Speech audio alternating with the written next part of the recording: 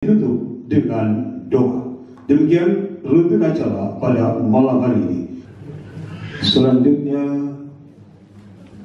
marilah kita ikuti bersama dengan penuh khidmah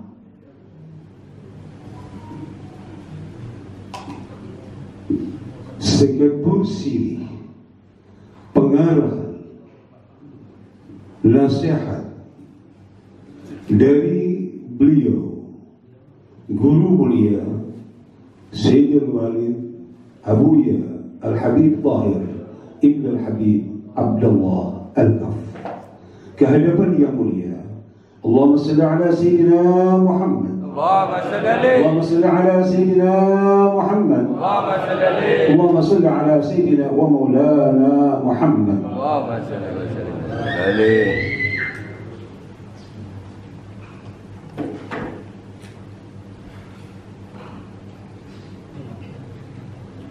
Assalamualaikum warahmatullahi wabarakatuh. Waalaikumsalam warahmatullahi wabarakatuh. Bismillahirrahmanirrahim. Alhamdulillah alladzi a'ada 'alaina al-a'yad. Wassalatu wassalam ala khairil ibad Sayyidina wa Habibina wa Syafi'ina Muhammad wa ala alihi wa sahbihi ajma'in. Alhamdulillah, malam ini kita dapat melaksanakan acara yang telah kita rencanakan, yang sebetulnya kemarin, namun karena ada halangan sehingga malam ini kita bersama-sama melaksanakan acara nomor 1, silaturahmi dalam rangka datangnya Hari Raya Idul Fitri, atau boleh dikatakan yang populer dikatakan halal bihalal. Kita manusia biasa, ada khilaf, ada salah, ada buruk sangka, ada segala macam. Ingin menghadap kepada Allah, sedangkan tidak ada tuntutan dari saudara-saudara kita. Ingin agar kita dapat mendapatkan halal dari saudara kita dan kita memberi halal kepada saudara kita. Halal bi halal. Sebab hal ini tidak mudah. Kita mungkin sering beristighfar, mohon ampun kepada Allah, tapi ingat itu baru hubungan kita kepada Allah. Memang banyak sekali kesalahan kita kepada Allah, tapi bisa kita digolongkan orang muflis, orang yang pailit. Artinya sudah beristighfar kepada Allah, sudah sholat, puasa dan segala macam amal soleh kita lakukan, tapi kita melupakan hubungan sesama manusia, sehingga besok ada tuntutan dari saudara-saudara kita. Hadis sudah populer, ya, sering kita dengarkan. Bahkan yang terbaru, bahwa hadis tersebut ada tambahannya, dan sudah saya bawakan dalam pelajaran kita di bulan Ramadan. Sering kita dengar bahwa besok di akhirat akan ada persidangan di hadapan Allah, sehingga dipanggil hamba-hambanya itu. Bila ada tuntutan, maka disitulah saatnya keadilan, yang betul-betul keadilan ditegakkan oleh Allah. bila ada saudara kita menuntut kepada kita, dulu aku dizalimi dan aku tidak membalasnya, dulu aku dianiaya, dulu aku diperbuatkan semacam ini, aku tuntut sekarang di hadapanmu ya Allah, agar kau hukum dia itu. Maka Allah koreksi akan tuntutan itu. Bila ternyata benar, maka yang zalim itu akan dipanggil dan akan dilaksanakan di situ pada awalnya dengan diberikan amal soleh yang telah dilakukan olehnya. Puasa kita, entah sholat kita, entah sedekah kita, yang akan menjadi bekal kita, yang akan ditimbang dan kita harapkan thaqulat mawazinuhu, berat timbangannya. Tahu-tahu sama Allah sedekahmu itu diambil, tahajudmu itu, sholat tasbihmu itu, puasamu itu berikan kepada yang kau zalim. Dilakukan semacam ini bila nanti ada misi tuntutan, sedangkan yang berbuat zalim itu masalah serius yang akan kita alami ya.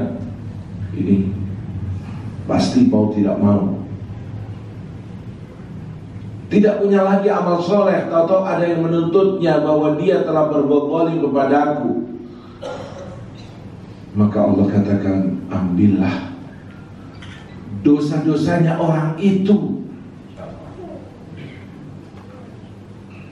yang akan disiksa oleh Allah, tapi di dunia dizalimi dan dia bersabar.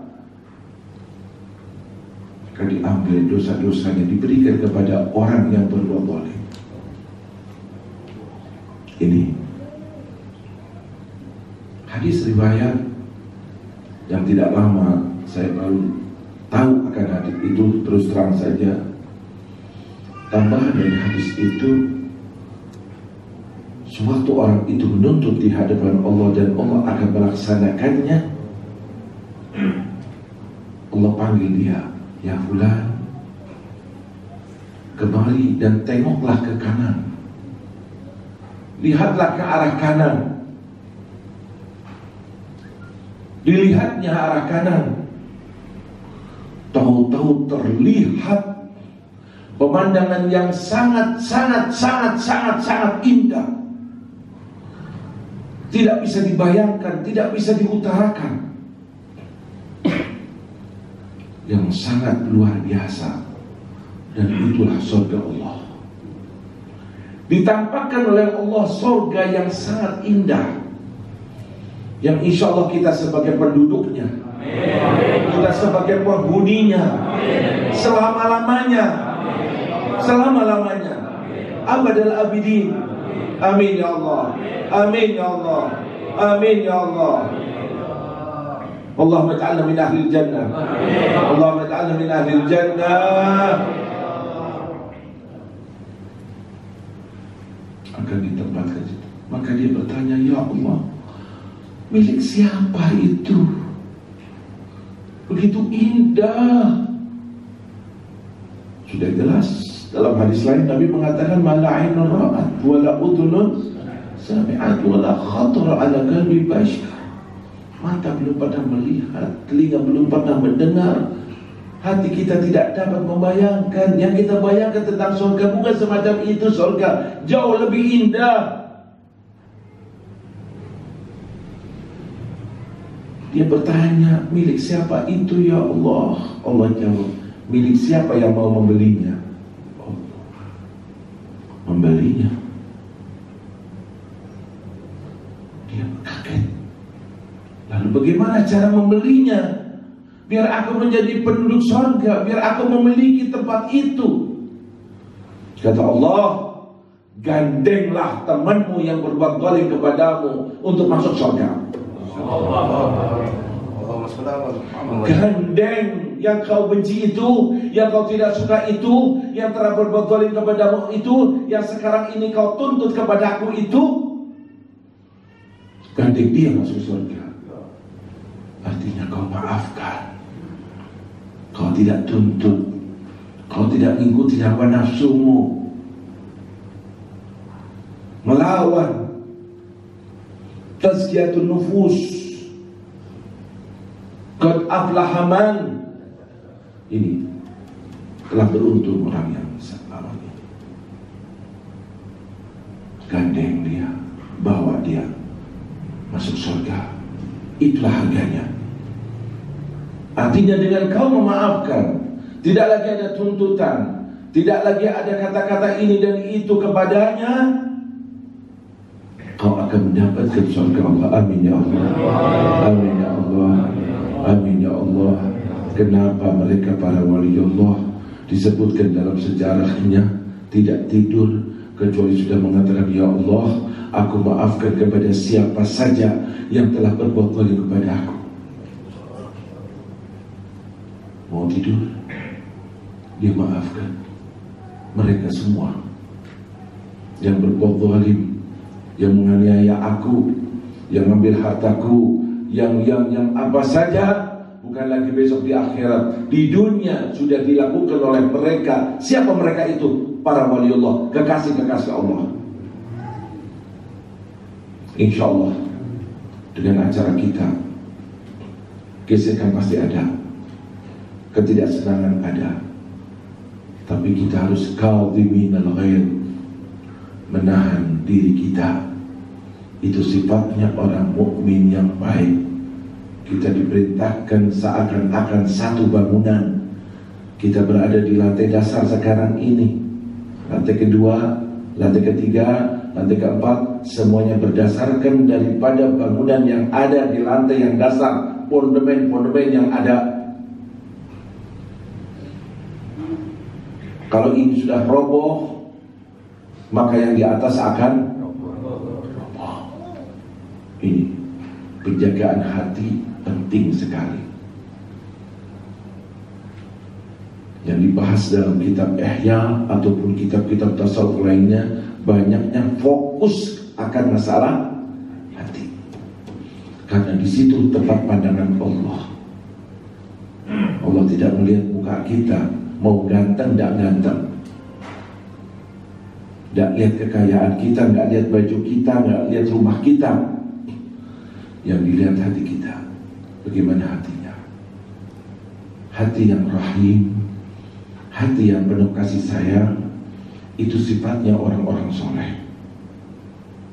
Nah, itu sifatnya orang soleh. Kita ingin niru terus jejaknya orang soleh, dan insya Allah kita digolongkan bersama orang soleh, bahkan dijadikan orang soleh, ditulis nama kita dan keluarga kita termasuk orang-orang yang soleh. Amin ya Allah. Ingat hari esok, saya sangat salut tadi sama Kapolres, Bu Kapolres, perkataannya baik. Itu bukan orang santri polisi. Terus terang Habib, sebetulnya keinginan saya hidup di dunia ini ingin seperti Habib, Kapolres, dan jabatan dia pernah dapati dari sini, di sini, di sini. Ini artinya saya hidup di dunia tidak akan hidup terus. Saya tidak tahu kapan saya dipanggil oleh Allah.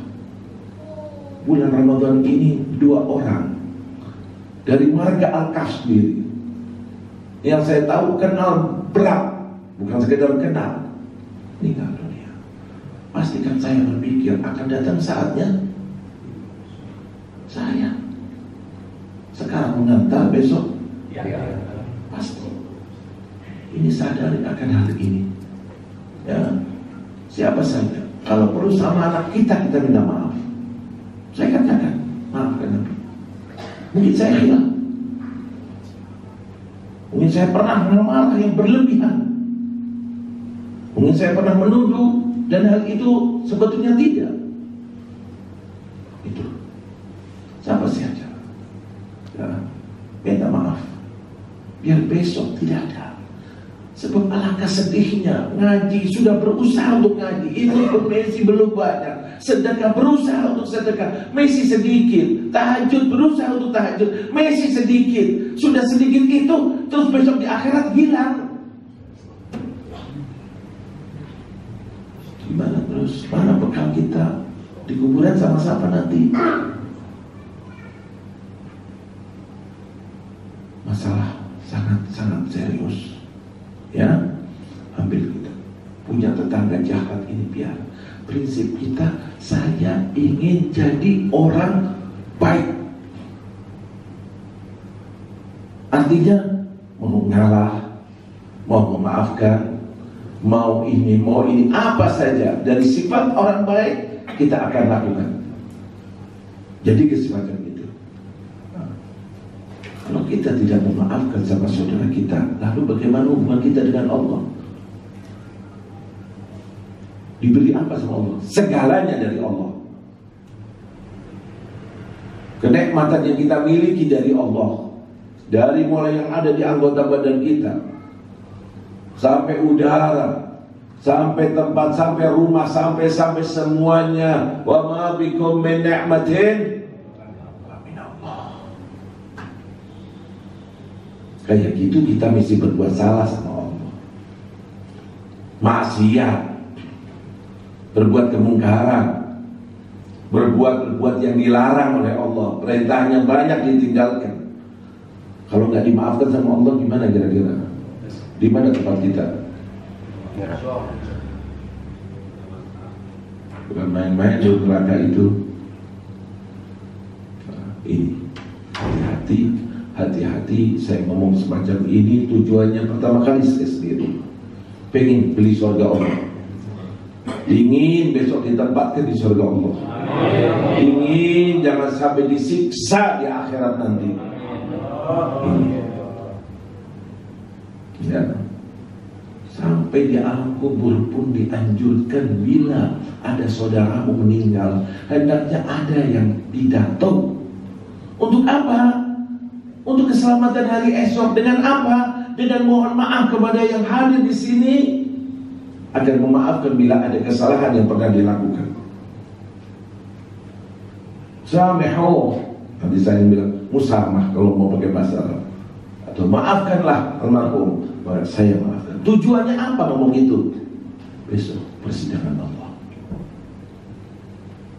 Dan ini pesan Rasulullah untuk saling memaafkan. Momentum hari raya, ya, di mana kita sudah 1 bulan penuh selalu berdoa minta, sampai mau buka puasa baca itu juga, kalau tahajud baca juga Allahumma innaka afuwun tuhibbul fa'fu.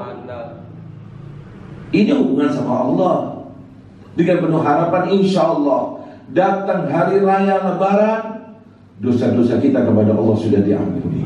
Tinggal sesama tetangga kita, teman kita, saudara kita, kakak kita, adik kita, jangan bilang sampai kiamat aku tidak akan memaafkan. Ini bukan perkataannya umat Nabi Muhammad.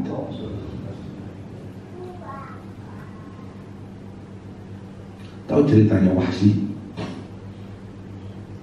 Apa yang dilakukan oleh Wahsy? Paman Nabi yang sangat dicintai, Sayyidina Hamzah, dibunuh oleh Wahsy. Tidak cukup dibunuh, dibedah, ada diambil hatinya, digigit, hampir mau dimakan. Tidak boleh. Artinya pembunuhan yang sangat bentuknya kejam.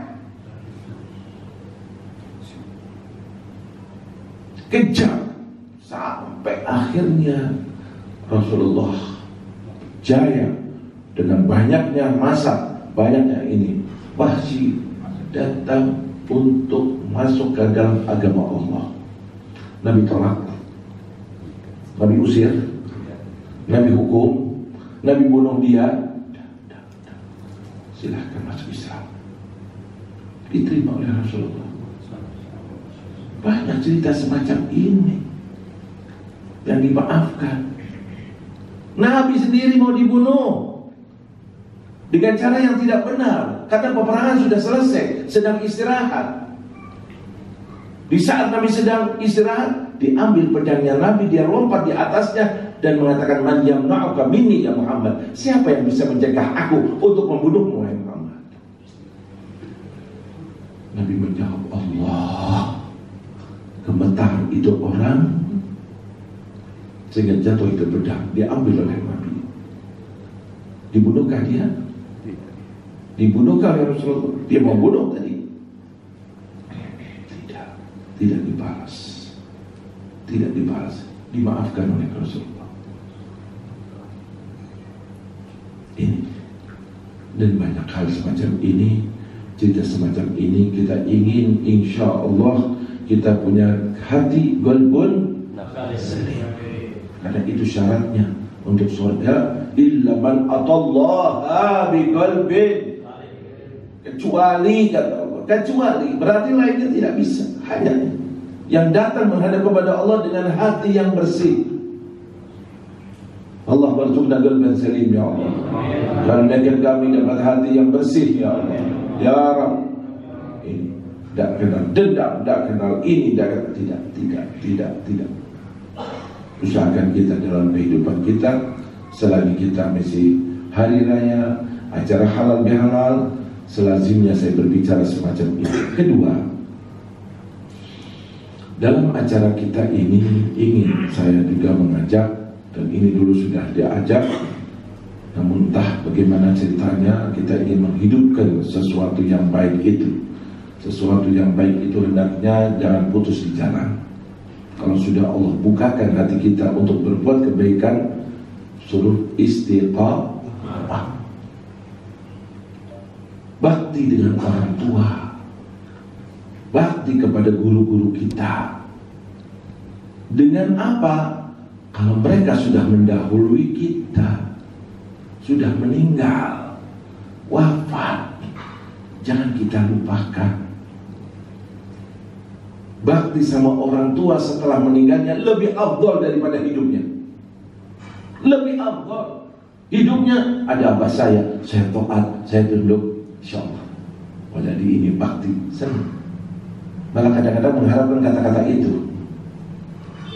Bisa-bisa mendapatkan hadiah. Ada kesan semacam itu.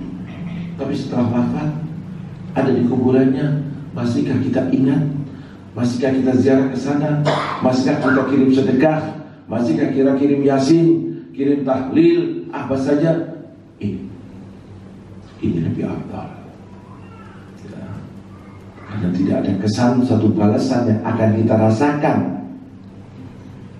Di sini hendaknya saya mengajak khususnya jamaah rotibin dan siapa saja yang ada di sini, ayo kirim doa, kirim yasin, kirim tahlil, biar mereka senang di alam kuburnya, dan kita tergolong anak yang berbakti kedua orang tua. Dan itulah kunci keberkahan dalam hidup kita, kunci keberkahan dalam rezeki kita, kunci keberkahan apa yang Allah berikan kepada kita. Karena disitulah tempat ridho Allah.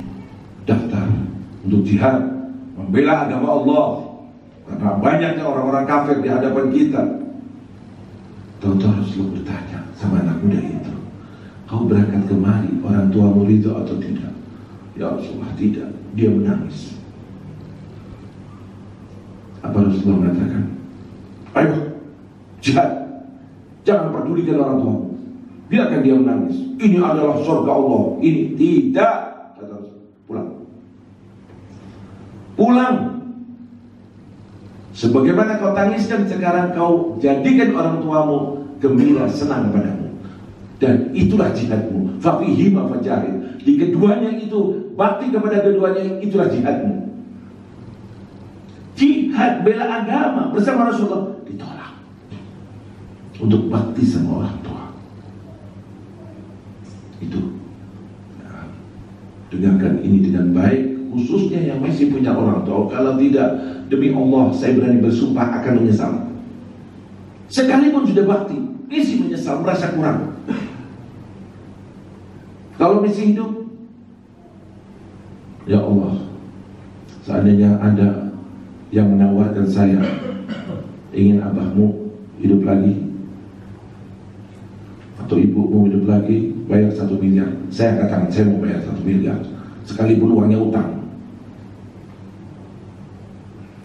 Iya, tahu, ngerasa tuh ini, tapi bisa ada lowongan.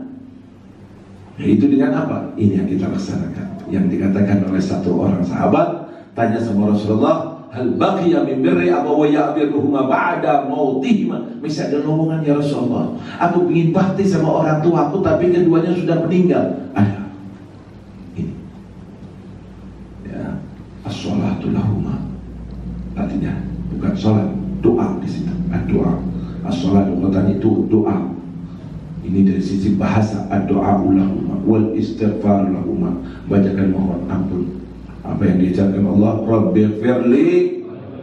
Ya. Ini. Was-shadaqatu lahuma, dan sedekah kau alamatkan.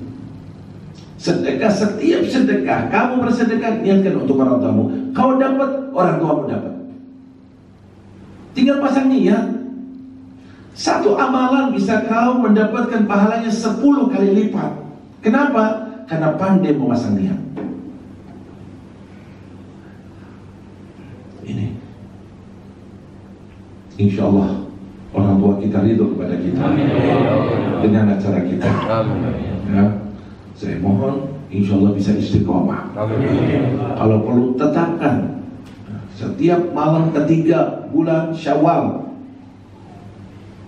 acara kita tetap istiqomah. Acara halal bihalal, acara haul buat orang-orang tua kita. Insya Allah bisa istiqomah.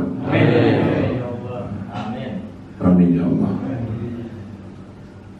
Tambah lagi, saya ingin dari pribadi saya tadi teringat, ya, agar roti ben tambah umur, tambah ada kemajuan lagi, apa yang sudah kita lakukan, alhamdulillah baik-baik. Siap, karena saya menghadapi roti ben bukan seperti menghadapi santri pondok. Santri pondok masih dalam rangka pendidikan terus, dari kitab ini ke kitab ini, kitab ini ke kitab ini. Tapi kalau roti ben sudah wawasannya berbeda, baca keadaan sikon yang ada, apa yang harus kita lakukan? Karena salah satu, ya, hidayah Allah, taufik Allah, kalau umur kita berjalan dan digunakan kepada sesuatu yang diridhoi Allah dan Rasulullah, ini berjalan terus, nggak kenal kompromi, terus sampai nanti berhenti. Gunakan untuk apa? Ibadah, alhamdulillah. Perjuangan, alhamdulillah. Yang diridhoi Allah, alhamdulillah. Atau nganggur, duduk, main HP, main ini, main terus umur. Tahu-tahu nanti datang saatnya, innalillah wa inna ilaihi. Ya, jangan sampai menyesal besok di akhirat selagi kita masih hidup. Ingat perkataan saya sering katakan, hidup di dunia bukan untuk hidup di dunia. Hidup di dunia untuk hidup di akhirat. Apa artinya hidup di akhirat? Surga Allah. Dengan penuh kegembiraan, kesenangan. Amin ya Allah. Amin ya Allah. Maka tadi yang sudah disebutkan oleh Ustaz Zaki, dari nama-nama, ya, mohon masukan. Selalu saya minta masukan. Apa yang terbaik? Ya, kita bikin ini, atau berbuat ini, atau ini, atau wallahu alam. Beri masukan buat kita sehingga roti ben ke depan untuk lebih baik dan lebih baik dalam arti kata, dan di jalannya Allah Subhanahu wa taala, di jalannya Rasulullah sallallahu alaihi wasallam, sehingga hidup kita selalu berjalan, waktu kita berjalan, dan kita selalu memperbanyak amal ibadah kita untuk sanggup kita besok di akhirat. Bahkan insya Allah kita meninggal dan kita dalam memperjuangkan agama Allah. Roti ben kita tinggalkan, kita masuk liang kubur, tapi tetap berjalan itu untuk apa semata? Untuk sesuatu yang diridhai oleh Allah, meneruskan perjuangan Rasulullah hingga kita di kuburan ikut mendapatkan pahalanya. Karena kita generasi pertama, atau kita pendiri, atau kita sebelumnya sudah lakukan. Yang kita lakukan diteruskan oleh generasi sesudahnya. Yamut wala tamut hasanatu, meninggal dan tidak meninggal kebaikan kita, terus mengalir ke kuburan kita. Amin ya amin ya rabbal alamin. Semoga Allah bukakan hati kita. Semoga apa yang kita dengarkan dapat merubah keadaan kita, tambah dekat kepada Allah, tambah mendekatkan ridha Allah, mendapatkan ridha kedua orang tua. Amin amin ya rabbal alamin. Hadza wal afu minkum. Wassalamualaikum warahmatullahi wabarakatuh.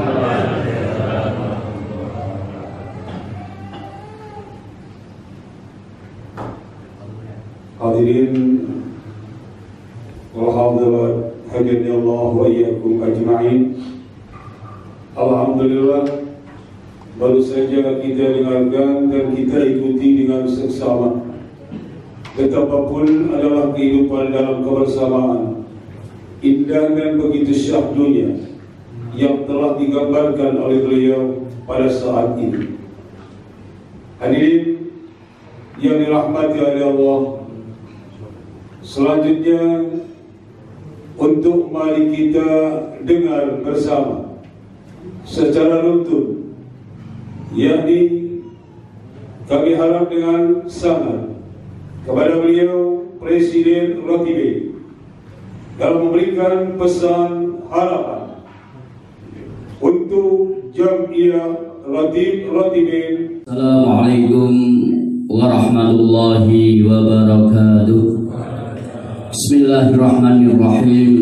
Alhamdulillahilladzi shadaqa wa'dah wa nasara 'abdah wa 'azza jundah wa hazzama al-ahzaba wahdah. Allahu akbar walillahil hamd. Allahumma shalli ala sayyidina Muhammadin wa alihi kama la nihayata li kamalika wa 'adada kamalih. Hadirin mukarramin dan muhtaramin para habaib, wabil khusus Syekhina wa murrabbir ruhina Abuya Al-Habib Tahir Ibn Al-Habib Abdullah bin Ahmad Al-Kaf, mata Allah bituli hayatih, dan semua jajaran kepengurusan Jamiah Rotiben Kota Tegal, Kabupaten Tegal, Kabupaten Brebes yang saya hormati, dan semua anggota Rotiben yang saya cintai. Alhamdulillah, pada kesempatan malam ini kita bersama-sama berkumpul, yaitu dalam acara pertama, alhamdulillah, yaitu sowan kepada beliau guru kita. Yang kedua sekaligus silaturrahim. Yang ketiga sekalian yaitu ada hal keluarga besar Jamiah Rotiben Kota Kabupaten Tegal. Dalam hal ini sebelumnya saya minta maaf yang sebesar-besarnya, dan semua kesalahan dari kami sebagai ketua Rotiben dan anggotanya. Mohon maaf kepada guru kita yang tentu banyak salahnya. Apabila jadi kebenaran agak susah untuk menemukan kebenaran. Ibarat mencari kutu di dalam beras di pedaringan, susah mana kutunya. Begitu juga saya terasa dan mengaku sekali bahwa kebenaran kita khususnya di Jamiah Rotiben amat susah untuk mencari kebenaran. Maka daripada itu, saya sebagai ketua Rotiben dan pribadi minta maaf segala kesalahan terhadap guru kita dan semua kepengurusan Rotiben Kota Kabupaten Tegal. Tadi juga terus terang saja banyak teman baik di Rotiben atau yang lain, biasa kalau masalah masalah apa nyadran, banyak yang tanya. Bagaimana tanyanya? Ustaz, saya mau tanya, kalau nyadran itu orang tua dan guru lebih utama mana? Maka saya jawab utama semua. Orang tua yang melahirkan kita, kita bisa dekat dengan guru, kita bisa mencari ilmu karena jasa orang tua. Pertama, aklul halal, memberi makan yang halal. Yang kedua adalah tarbiyah, didikan untuk kita mencintai dengan agama. Yang ketiga adalah didikan supaya kita dekat dengan ulama. Sedangkan guru, seorang syekhul mursyid lebih utama lagi. Sama-sama lebih utama, menunjukkan kita tahu Allah, menunjukkan kita tahu Rasulullah, menunjukkan kita tahu hukum-hukumnya Allah, dan kita menjadi soleh adalah berkat tarbiyah guru. Hal seperti ini cuma saya sedikit mengungkapkan kepada teman, saya ada satu pemahaman yang berbeda.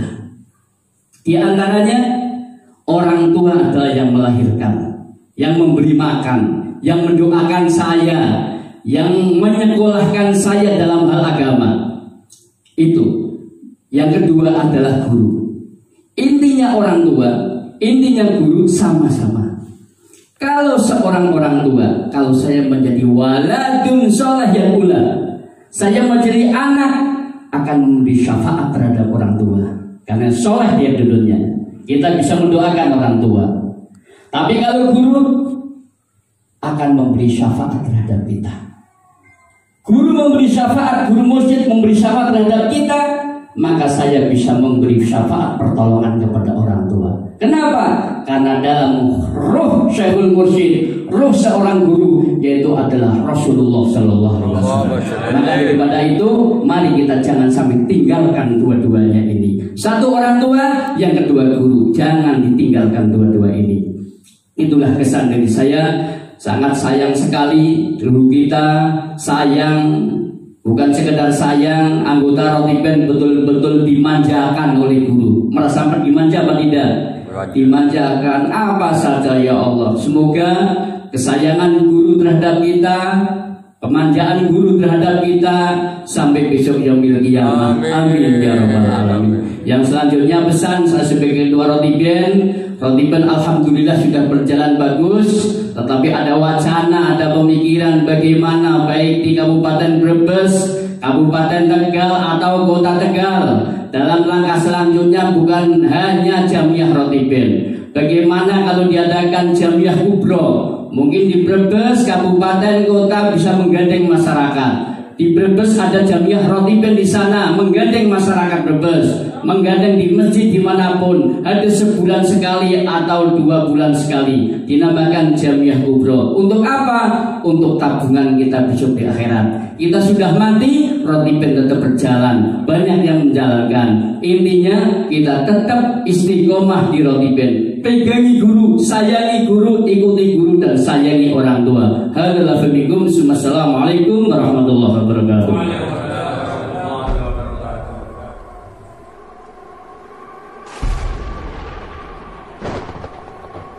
Allahu Akbar, Allahu Akbar, Allahu Akbar,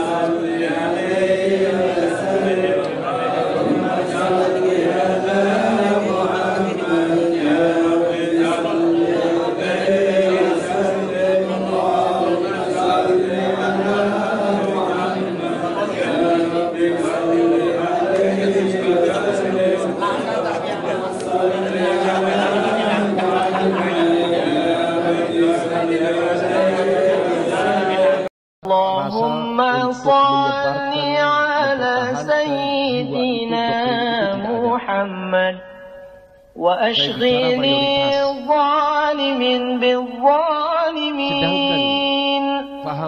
اللهم صل على سيدنا محمد وأشغلني الظالم بالظالمين وأخرجنا من بينهم سالمين وعلى آله وصحبه أجمعين